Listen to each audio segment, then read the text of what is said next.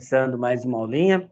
Essa aula de hoje ela nem estaria no conteúdo original, mas eu vi eu estava dando uma lida e achei importante passar isso para vocês, porque tem algumas coisas, principalmente voltadas para o mercado Linux, que a gente precisa entender.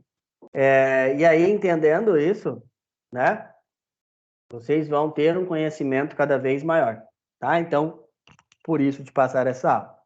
Pessoal, por enquanto, então, a gente ainda não tem ainda informações sobre volta de aula presencial, passar para vocês, né? Eu havia até comentado com vocês que eu tenho uma reunião dia 3, semana que vem, e aí vai ser meio que passado o que será, como é que vai ser para nós, tá?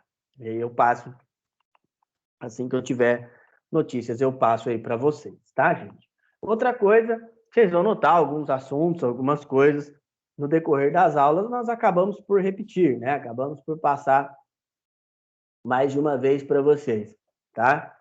Então, assim, se é passado um conteúdo a mais, ou uma repetição de um conteúdo, é para que vocês tenham conhecimento melhor, que vocês consigam absorver esse conteúdo de uma forma melhor.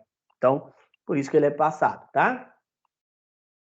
Não é porque o professor está maluco, não é porque eu não sei, né? Não é porque eu não sei o conteúdo que eu estou passando. Pelo contrário, né, gente? Pelo contrário, é porque aí a gente consegue ter, né, ter um conhecimento maior e passar para vocês uma parte melhor ainda, né, do que nós estamos tendo no momento, tá? Então, por isso que às vezes a gente tem ali uma repetição de um ou outro conteúdo, tá? Bom, galera, continuando então, aula passada nós continuamos falando sobre a introdução ao software livre, continuamos falando sobre seus movimentos, sobre como ele funciona e continuamos falando também sobre como entrar nesse mercado, né? Eu vou até falar daqui a pouco, tem uma entrevista de um grande entusiasta do software livre e ele fala, galera, com referência a isso, com referência a não termos grandes expoentes ou um currículo tão grande voltado para o mercado livre, né? Por que há esse déficit, ou essa falta de profissionais hoje, né? Atualmente há um declínio de profissionais não só com conhecimento de Linux, que já seria maravilhoso, né? Pessoas com conhecimento melhor de Linux, mas principalmente que tenham usuários mais avançados. É ainda mais difícil, pessoal. Então, usuários com conhecimentos básicos já está difícil de achar, imagina usuários avançados. É onde estão as melhores carreiras, tá? Para vocês terem uma ideia, um certificado Linux Engineer que trabalha numa empresa gigante, tipo a Braskem, por exemplo, vamos pegar ali a Petrobras, um engenheiro desse ganha mais de 100 mil reais por mês. Então, é um trabalho assim, que é muito bem remunerado. Igual eu falei, tem poucas pessoas que conseguem fazer isso. Outra coisa é por onde começar, né? Nós discutimos já nessas duas primeiras aulas por onde que nós devemos começar. E eu entendo, né, que às vezes há uma barreira que as pessoas se impõem, né, com relação ao Linux. Mas, pessoal, não façam isso. O Linux ele é simples de se utilizar, tá? Ele não é essa dificuldade que as pessoas pintam, que às vezes as pessoas falam, não uso o Linux porque ele é muito difícil. E não é nada disso, tá? Igual eu falei algumas vezes para vocês já, vai depender muito da distribuição que você escolher.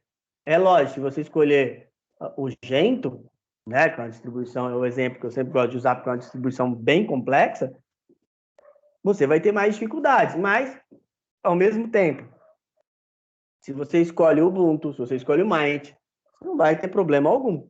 Você vai conseguir trabalhar tranquilamente, tá bom? Bom, Então, hoje nós vamos finalizar a introdução do software livre, né? Terminar de discutir essa relação. Onde nós podemos encontrar o Linux? No nosso dia a dia, tem muitos lugares, você precisa falar, eu não uso Linux. Hoje vocês vão descobrir que usa sim, em muitos outros lugares. Que às vezes você não está você nem percebe, né? Você usa e você faz o uso dele ali e nem presta atenção, né? Mas nem dá tanta atenção assim, ou nem percebe, porque passa despercebido, até porque grande parte do uso do Linux são em sistemas embarcados, que a gente chama, né? Então, esses sistemas embarcados, se você não tiver ali um conhecimento melhor, você nem vai saber. E também discutir um pouco, hoje mais separadamente, onde tudo começou, né? Onde que nasceu esse Linux. A gente já falou algumas coisas para vocês. Vou falar um pouco sobre as aplicações do Linux, tá? Bom, pessoal, primeiro de tudo, uma das coisas que às vezes a gente tem um preconceito assim, pô, mas o Linux, professor, não uso em lugar nenhum. Onde eu posso encontrar o Linux? Por exemplo, no seu celular. O kernel do Android é base Linux, tá? Se você tem uma Smart TV, a maior parte delas usa o sistema livre também, usa o kernel Linux, que é o núcleozinho lá. Tem uma frase que ela é muito bacana, né, que é do Steve Hanger, né, ele é um entusiasta Linux, um cara muito importante para a comunidade, que ele fala assim, se o Windows domina o desktop, o Linux domina o mundo. O que ele quer dizer com isso? Que se você pegar os 500 computadores mais rápidos do mundo, tá, todos usam Linux. Todos eles. Tá? Até tinham 2 ou 3, se eu não me engano, que usavam Windows por questão de contrato, mas acabou, eles passaram a usar Linux normalmente. Era o caminho normal. Tá? Bom, mas outra coisa, assim, uma coisa também, pessoal, já eu vou discutir mais propriedade com vocês, é que o Windows, ele tem tido uma queda, tá, gente? Uma queda do seu uso. Não é mais aquele sistema operacional que nós estávamos acostumados a ter em todo lugar. Então, não é mais aquele sistema, por exemplo, que chegou a 95% de uso, né? Chegou a 95%. Então, é muita coisa. Tá? Bom, então, onde eu posso encontrar o Linux? Desktop Linux, é o sistema para o PC, para o notebook, é os sistemas que nós vamos utilizar, né? Que nós vamos, a partir da próxima aula, instalar, né? Aí no sistema virtual, tá? Dispositivos embarcados, dispositivos mobile, Android, né? Aliás, o Android hoje ele domina. Há um tempo atrás era 60% do mercado, hoje ele já está em 80%. Nós vamos contar celulares, tablets, tá bom? Então, eles dominam esse mercado, tá? E o iOS, ele está aí em 20%, né? Web servers, que são servidores web. Servidor web, pessoal, é a máquina onde vai ficar, ali o seu site. Quando você constrói um site, ele fica armazenado em algum lugar. Ele fica armazenado numa máquina. Tá? Então, essa máquina, um web server, é um servidor web. Então, tem crescido cada vez mais. Tá? Por que cresce cada vez mais servidores Linux? Porque o que acontece? São melhores, são mais estáveis, conseguem trabalhar de maneira melhor. Tá? Em cloud computing, hoje, cloud computing, pessoal, é computação em nuvens. Então, trabalhar em nuvens é você não ter aquilo armazenado ali na sua máquina. Então, o cloud computing é você poder trabalhar em nuvens. Então assim, a gente vai ter uma decorrência cada vez maior. Por que também, pessoal? Lá em redes, quando nós chegarmos lá em redes, vocês vão aprender que os servidores Linux, eles, quando você constrói um servidor, constrói é bom, quando você instala um server Linux, vocês vão notar que ele não tem ambiente gráfico, tá? Então, ele é muito mais rápido do que os Windows. E também, eu já expliquei isso para vocês, a questão da segurança.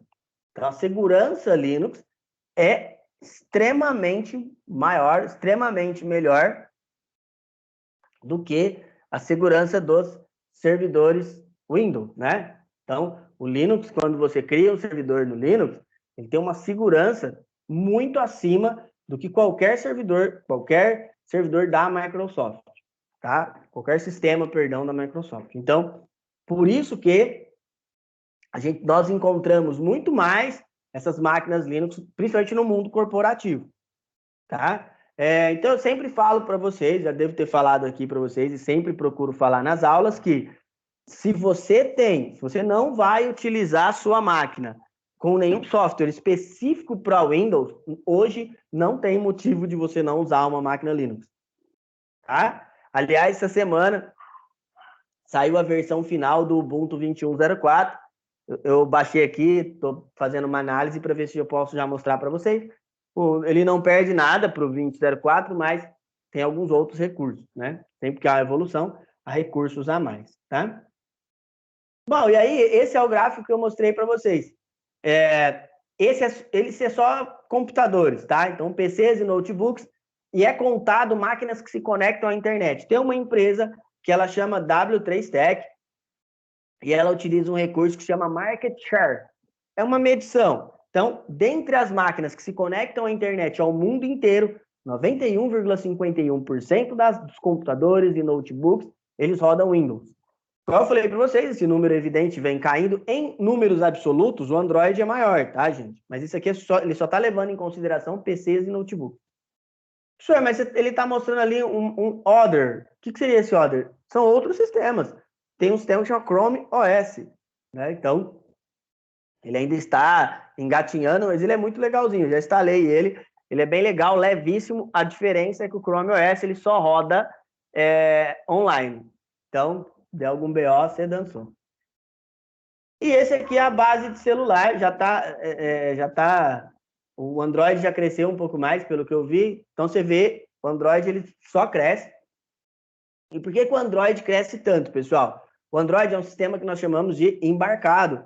Esses sistemas embarcados, que são sistemas que vêm junto com o hardware, ele faz com que você tenha obrigatoriedade de usá-lo. Ah, professor, mas por que os fabricantes não vão lá e investem em outro sistema? Porque o Android está funcionando bem. Não tem lógica trocar. E outro, o Android é grátis. Ele vai lá, pega no Google, joga a interface dele e pronto, roda. Tá? E o Google ganha com o quê? É evidente, o Google ganha com um monte de publicidade que ele faz.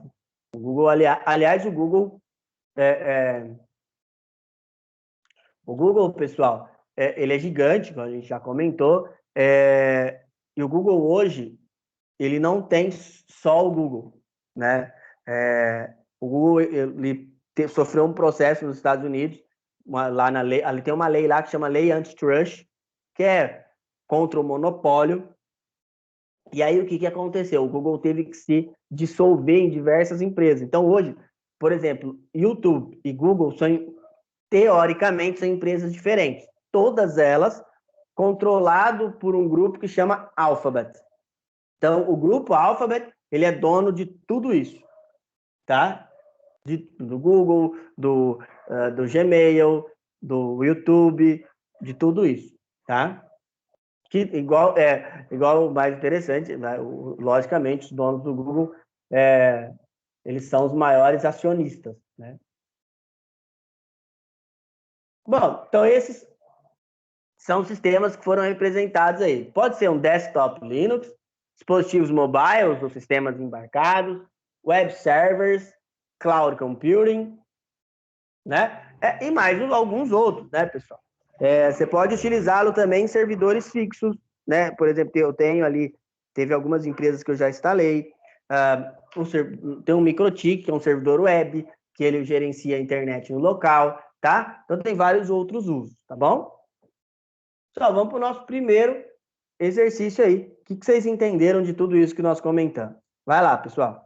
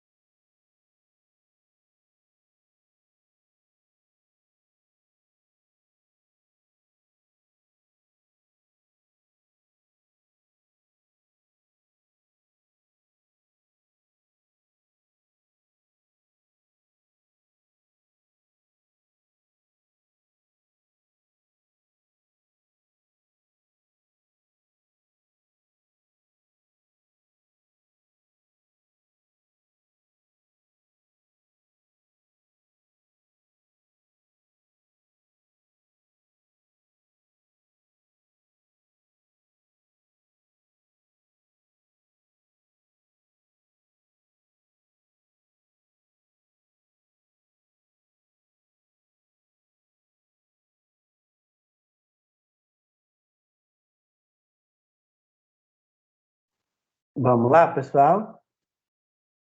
Bom, continuando aí, vamos continuar então.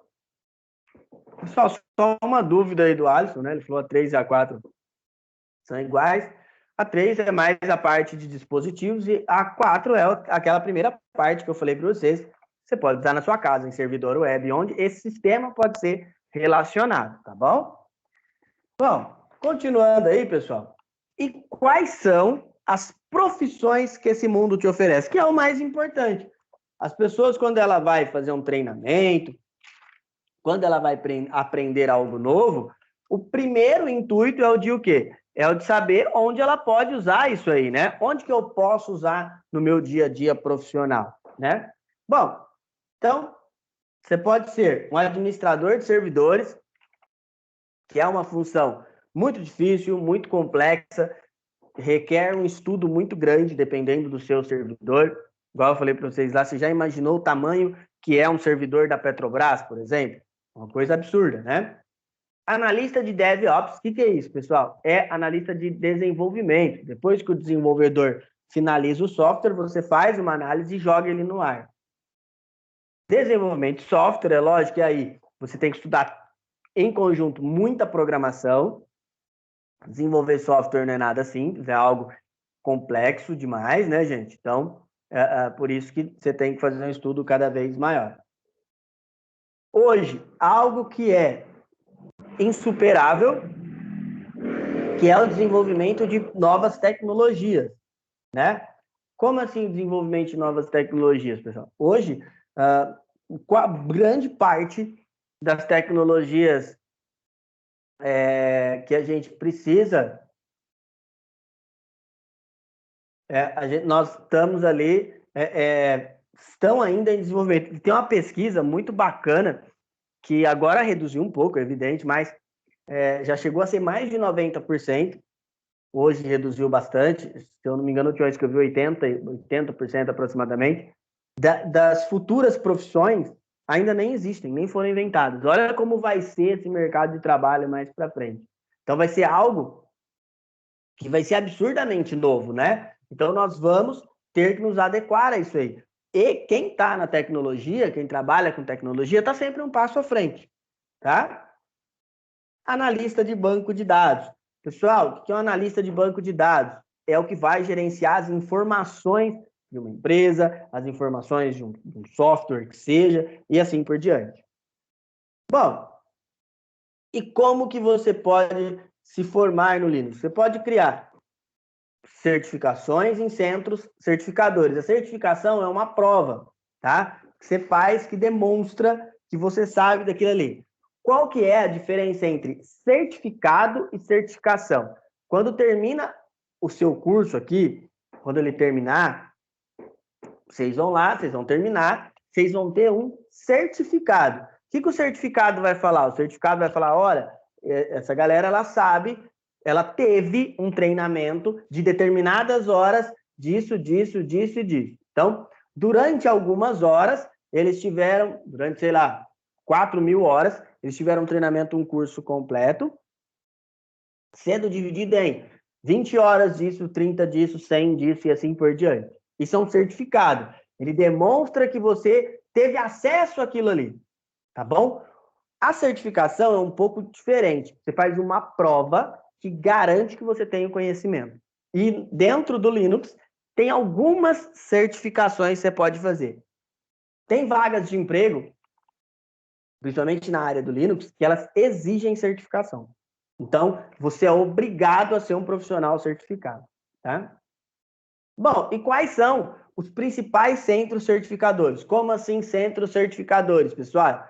São lugares que você pode ir lá e tirar a sua certificação. Temos a Linux Foundation, que é a Fundação Linux.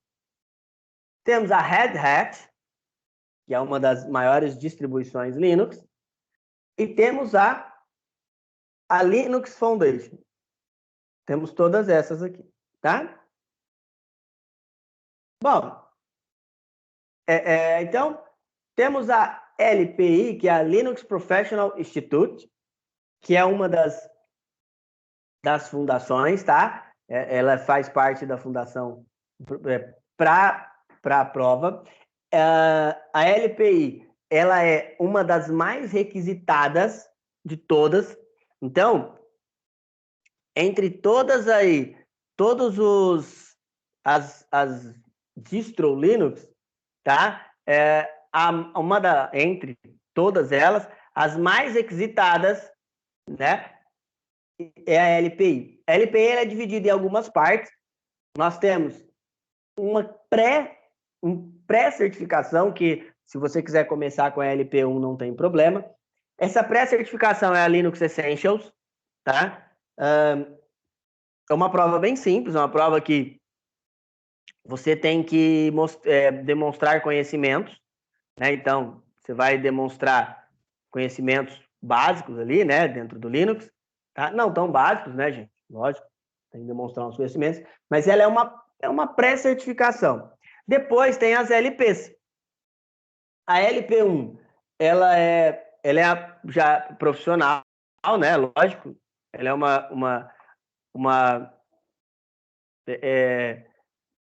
é uma ação profissional, tá?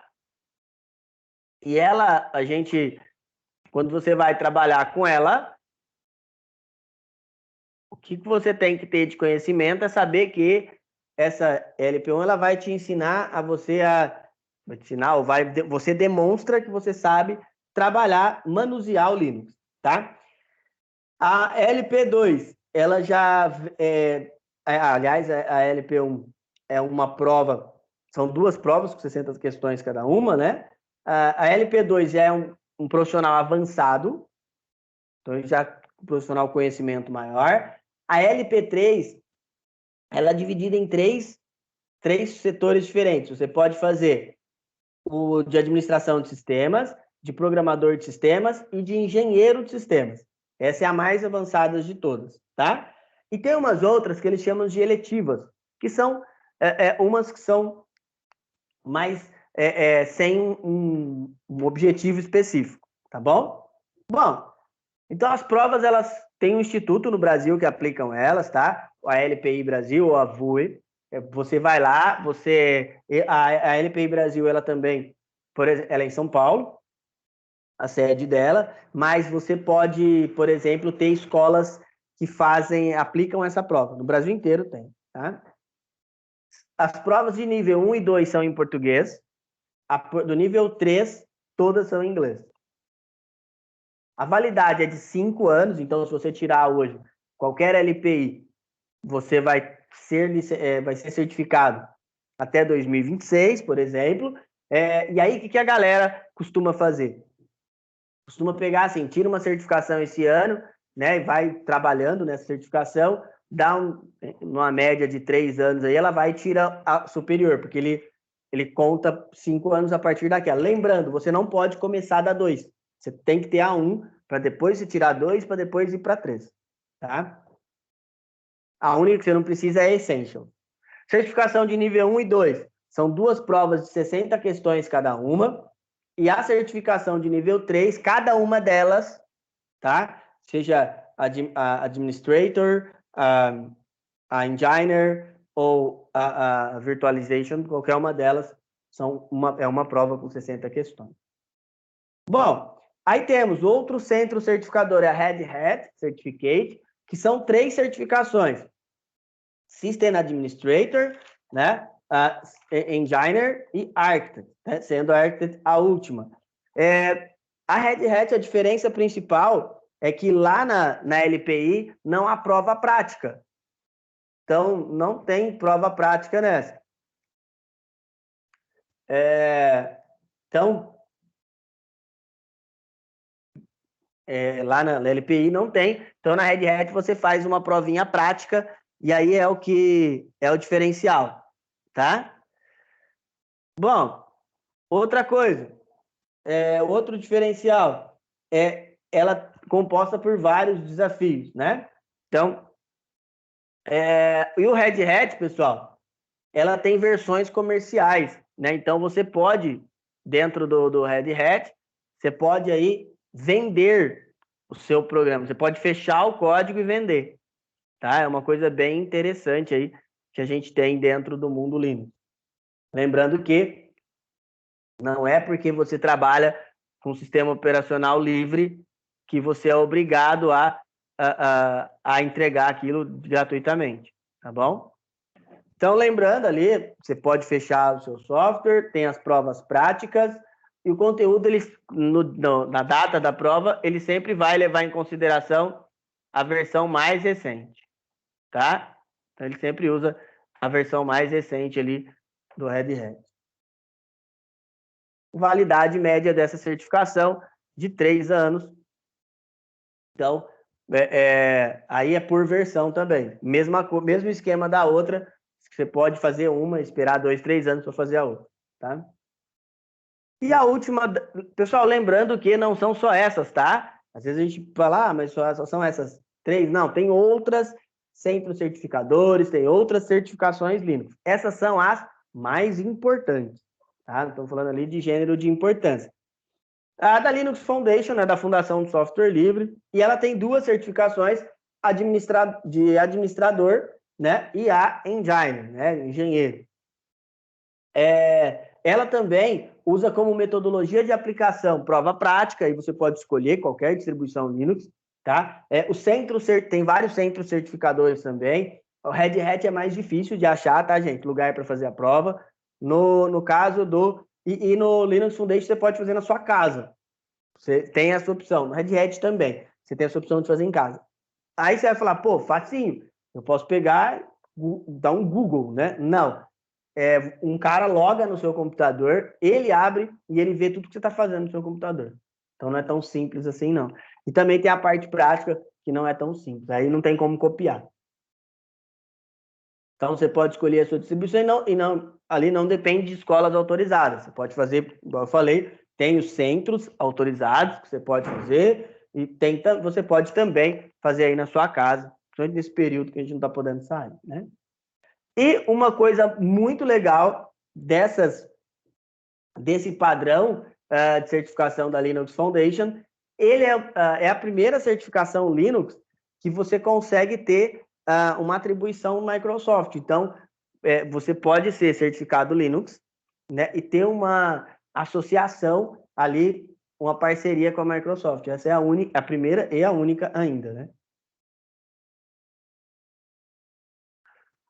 E como começa a estudar? Né?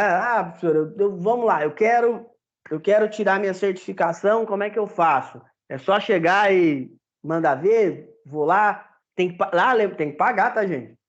Tem que pagar, não é de graça, não é ir lá na internet, tem que pagar.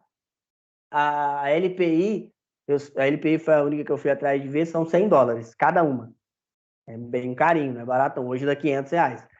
E não tem essa de reprovou. Não, você foi mal na prova, dançou, o ano que vem você tenta de novo. Primeiro, você pode fazer autoestudo com guias, com sites, com escolas, tem muita escola, por exemplo, tem a forlinux.com, que é uma escola brasileira muito boa, que ela é especializada nisso, tá? Você pode participar de listas de discussão, a comunidade é gigante, é uma comunidade que sempre ajuda a galera, tem umas pessoas, evidentes, são muito legais, que ajudam, né, que fazem a comunidade crescer. Simulados, tem um site que se chama Linux Brasil, semana que vem a gente vai ver um pouquinho dele.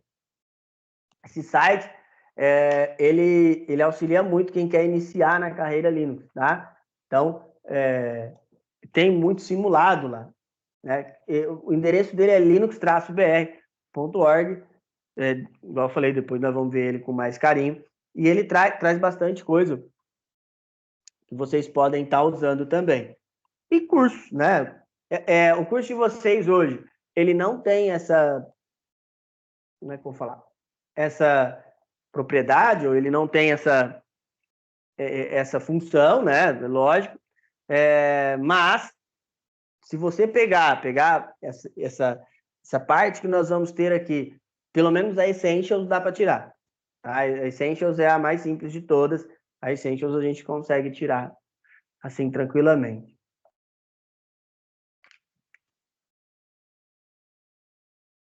Pô, vamos para o nosso segundo exercício aí. O que vocês entenderam aí, pessoal?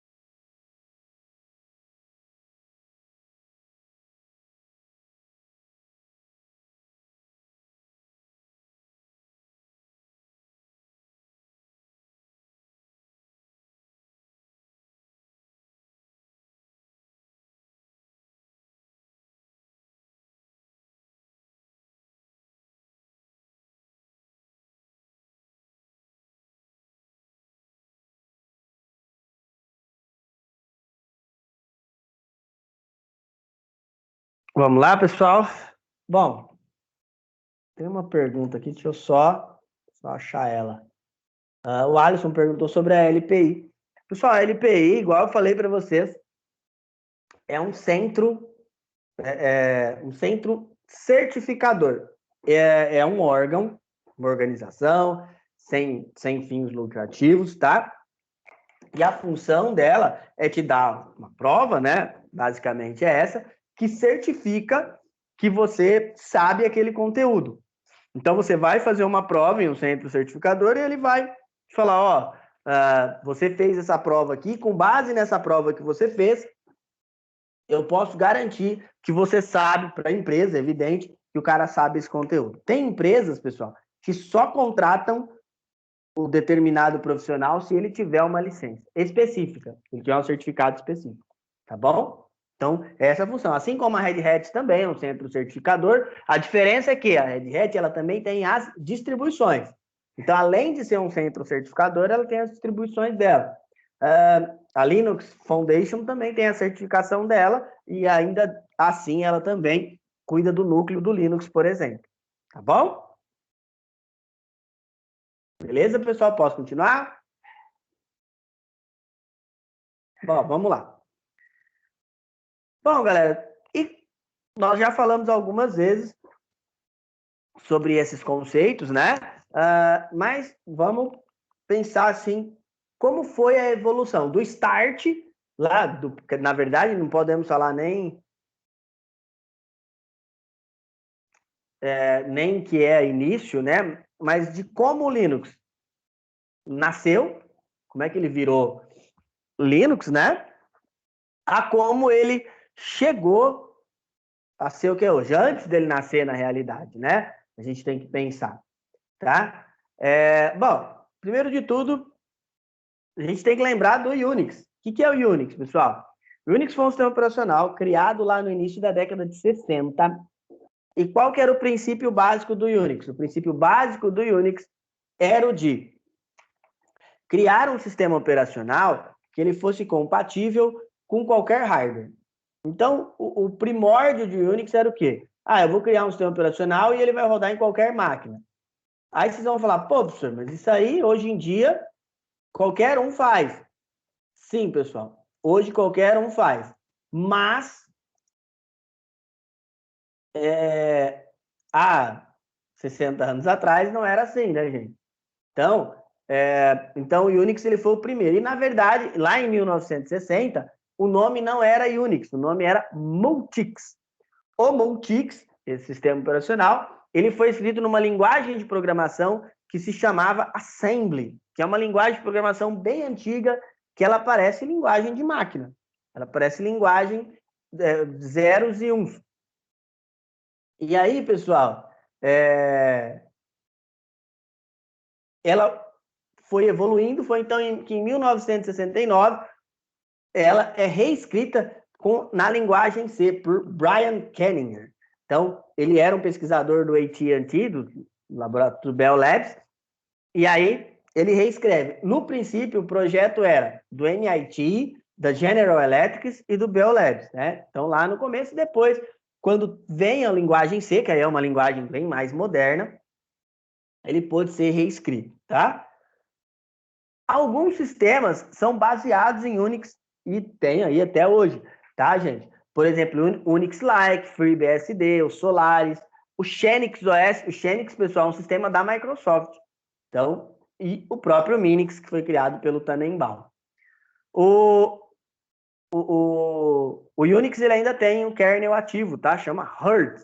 Ele ainda tem um kernel, faz muitos anos que não é atualizado, mas ele ainda existe.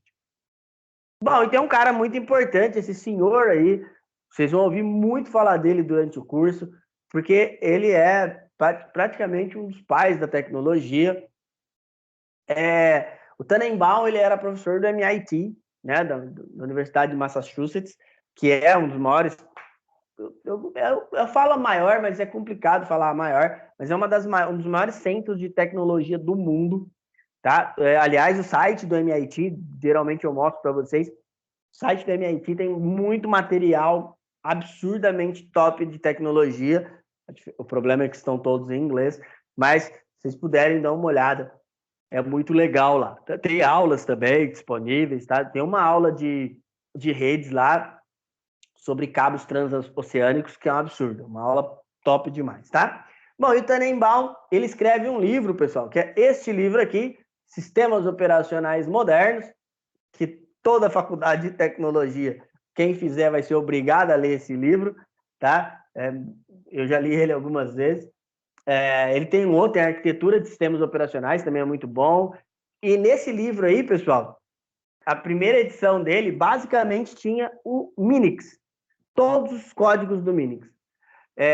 Então, é um livro muito top. E outro livro muito importante para nós também, eu uso muito esse livro, eu falo para vocês não lerem por enquanto, é esse, Redes de Computadores, do Andrew Tannenbaum.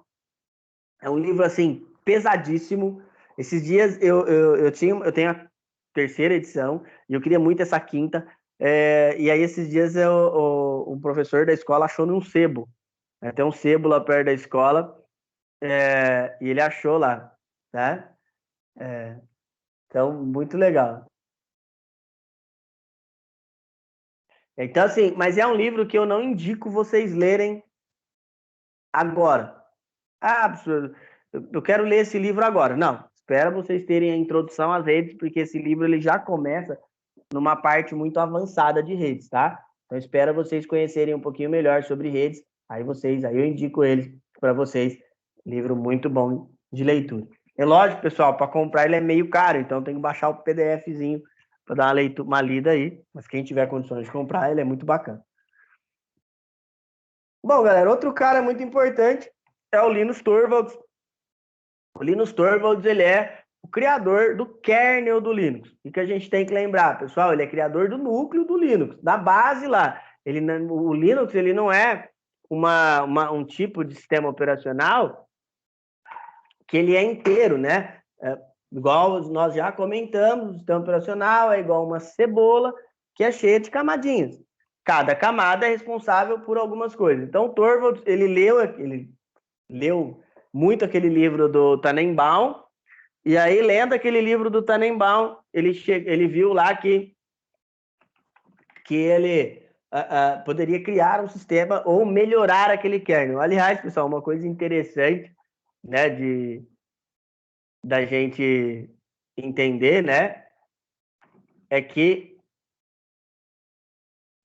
o Linus, o Tannenbaum, desculpa, ele não gostou da primeira versão, né? Ele critica muito o Linus Torvalds. Tem até um livro que ele fala isso. Mas o Linus, ele é muito importante. Hoje o Linus, ele cuida da Free Software Foundation, que é a fundação do software livre lá nos Estados Unidos, né? Então, a função do Linus hoje é essa, tá? Outro cara muito importante, esse aí, Richard Stallman. Essa foto eu achei bem interessante, uma foto de uma palestra que ele fez no Brasil. Eu cheguei numa palestra dele, mas não foi essa, muitos anos atrás, uns 18 anos atrás, por aí, ou até mais. Mas ele é um cara muito inteligente. E qual que é a importância do Richard Stallman nesse nosso projeto? Primeiro, pessoal, ele é criador da Free Software Foundation, né? Então, e por que ele criou a Free Software Foundation, pessoal? Ele cria a Free Software Foundation porque ele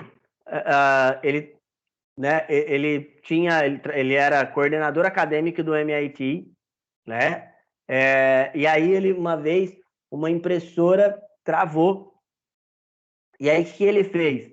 Ele foi e essa impressora dele travou, e aí ele entrou em contato com a Xerox e pediu o código-fonte. Ele falou assim, quando tiver isso aí, eu não preciso sair da minha mesa, né? E aí, é lógico, a Xerox falou que não, que era um software proprietário, e ele ficou muito bravo, aí ele fez um manifesto do software livre, depois ele criou o projeto GNU. E ele também foi uma das pessoas que ajudaram o Linus, né, na parte de criação ali do software, de evolução do Linux. Então, ele ajudou bastante o Linus Torvalds, né? Lembrando que na época que eles estavam trabalhando com isso, ele não, né, não era uma internet igual é hoje, né? Hoje a gente tem uma internet bem mais evoluída, mas, né, ele já, naquela época, ele conseguiu auxiliar muito. Na verdade, pessoal, não era fóruns que tinha, né? E aí você conseguia se ajudar as pessoas. Bom, então ele cria essa fundação e vive disso, ele vive de palestras hoje, né? Principalmente sobre software livre e ele fala muito, né? Ele tem uma coisa que é interessante do Stallman, é que ele tem completa aversão por software proprietário. Você chegar próximo a ele com Windows ou falar do Windows para ele, ele já fica louco. É o que a gente não pode ser, tá, gente? Não pode ser extremista. Tudo na vida tem o lado bom e o lado ruim. Então, você vai ter que analisar os prós e os contras, tá? Não adianta você ficar, o Linux é 100% bom. Não, o Linux tem seus defeitos também. O Windows é 100% ruim. Não, o Windows também tem seus defeitos e seus problemas e assim por diante. Bom, igual eu falei para vocês na aula passada, os sistemas livres eles têm diversas licenças.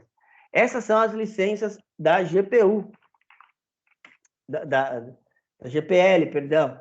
Então tem essas são alguns exemplos, né? A GPL3, que é a mais usada, licença open source, né? Tem a licença cloud, né? Outra coisa, pessoal, uma coisa interessante, a documentação também mudou, tá? Como mudou a documentação? A documentação ela foi mudada porque teve evolução. Por exemplo, quando surge o Manifesto GNU, nós nem tínhamos iCloud, né? Nem tinha nuvem. Então, por isso que ela foi modificada. Tem várias outras aí. Outra coisa que nós falamos também, né, a aula passada, foi sobre as liberdades, né? Então, essas são as 4 liberdades, né? E aí, é o que a gente pode fazer com o software, né, pessoal? Logicamente, isso pode ser modificado, tá? Então, não é todos que utilizam essas 4 liberdades, tá? Bom, e existem as aplicações. Que são as aplicações? Os softwares, né? Então, quais são os principais softwares que fazem uso de aplicações livres? O Apache é um servidor, tá? Muito bom. O Mozilla Firefox, né, o nosso querido navegador, ele é um dos mais famosos da base livre. O VirtualBox, que nós vamos usar aqui nas aulas. O LibreOffice, muito bom também. Jenkins e o Moodle. O Moodle ele é uma interface para você fazer videoaulas, por exemplo, né? Interface de trabalhar com aulas. Bom, pessoal, isso aí é uma árvore das principais distro Linux, tá? O que quer dizer isso aí? É o que uma utiliza. Tem mais, tá, gente? Tem mais que essas aí, tá? Mas essas são as principais. O Fedora ali vem da Red Hat. O Fedora e o CentOS são 2 distribuições mais difíceis de usar. O Ubuntu é base Debian. E é interessante da base Debian, pessoal, é que toda a base Debian é bem mais simples de se utilizar, tá? Temos o OpenSUSE, né, que ele vem da base Slackware. O Slackware ele caiu em desuso, ele foi descontinuado, e um motivo que ele foi descontinuado foi porque ele foi comprado, ele foi adquirido, e aí ele foi descontinuado, tá? Android, Arch, Linux também são exemplos. Vamos para a última parada de hoje? Vai lá, pessoal.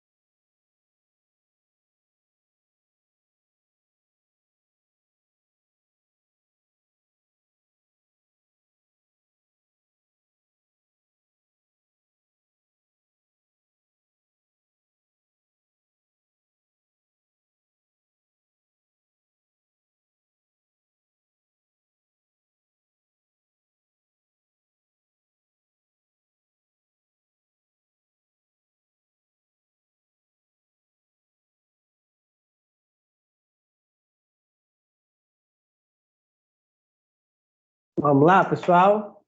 Bom, galera. Pessoal, então, a gente vai falar bastante ainda de distribuições e de instalações, tá bom? A gente vai falar muito sobre isso, falar sobre algumas, e aí eu vou passar, eu ia passar mais um exercício para vocês, mas vou deixar vocês, esse está bem cansativo. Pessoal, vão terminando aí, por favor, este último que eu passei aí. Se vocês tiverem alguma dúvida, é só chamar. Eu sei que Linux é um assunto novo. Vocês viram, houveram vários questionamentos aí com relação às fundações de software livre, né?